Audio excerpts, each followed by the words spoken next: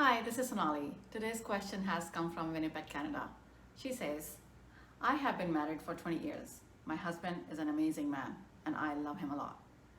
But he has a habit of repeatedly talking about his bad experiences. Though I feel for his situation, but sometimes his negativity is overwhelming and annoying. What can I do to change that? Miss Winnipeg, I understand it can get really frustrating and overwhelming when your husband is talking about his bad experiences time and time again. You want to be there to support him because you love him, but at the same time, it is too much if the same thing keeps repeating over and over again. And you just want to get out of that place. And you might also lose your temper at times, which can take a spiral turn for a relationship. Yes. We all have our low moments and get some negative thoughts, but it is the habitual negativity that gets frustrating, right? People constantly dwell on those bad experiences, but they will never admit to it. They will say, I don't dwell, I'm being practical. So I hear you. Well, you can do a few things. Next time he talks about his negative experiences, ask him to tell you what that means to him and listen with full attention and don't say anything. You don't want to respond right away with your suggestions and advice because he feel that you are trying to change him.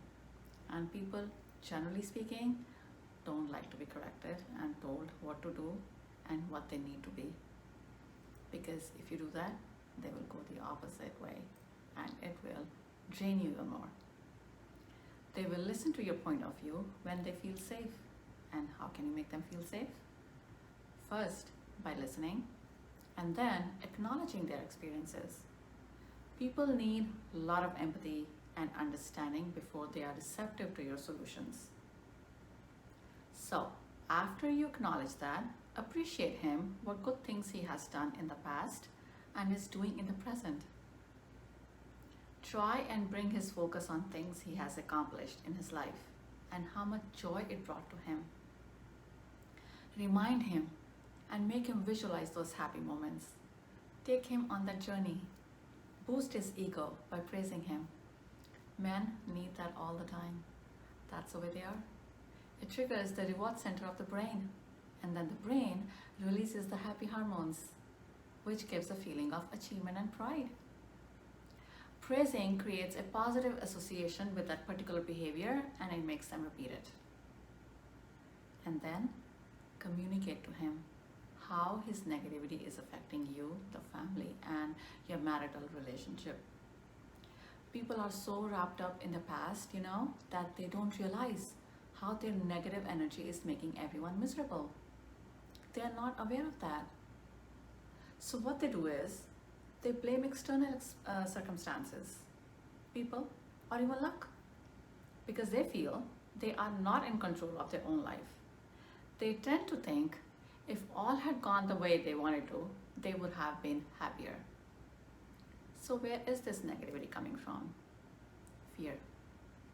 Some kind of a deep-seated fear that is generally the root cause of negativity. The fear of not being respected by others, the fear of not being loved by others, and the fear that bad things are going to happen. So that's when they start blaming others. When people get anxious about something, it drives them to imagine and worry about what could go wrong in the future. Because things have gone wrong in the past. You must have noticed that these millennials often do not think twice in taking risks because they don't have much to compare with. Whereas we, with our past experiences, good and bad, are always weighing pros and cons, which shuts us from taking risks because our brain assigns emotions to our past experiences. You can ask him to start writing if he's willing to try that, and vent his frustrations. He can express whatever he feels like. Ask him to write down how he felt when, XYZ happened. What did he learn from that XYZ? What can he do to make it better this time? Doing that may make him aware and accept his own role and take his responsibility, which, by the way, can be very empowering. I know these days writing on paper is becoming obsolete. Suggest him to start a Word document. Who knows, he compiles his writings and publishes a book from it. Then you can encourage him to try new and different things so that he sees there are more fun things out there to focus on and have a feel good about himself. But while you are trying to help him, don't forget to take care of yourself. Spend time with positive people because you don't want to get sucked into your husband's negativity. You need to maintain positive space around yourself because it will help you deal with him with compassion and firmness. Keeping a positive vibration is extremely important that you can do for yourself, your relationship, and your children. It is difficult to listen to your husband's negative stories if your energy is down. But let me tell you, dealing with a negative partner in marriage can take time and several conversations. If you see it is not going well, stop, rethink your approach, and try again. Do your best. You cannot force him to think differently, you cannot force him to feel differently, and you cannot force him to act differently. He has to be aware and be willing to work on it. It has to come from him.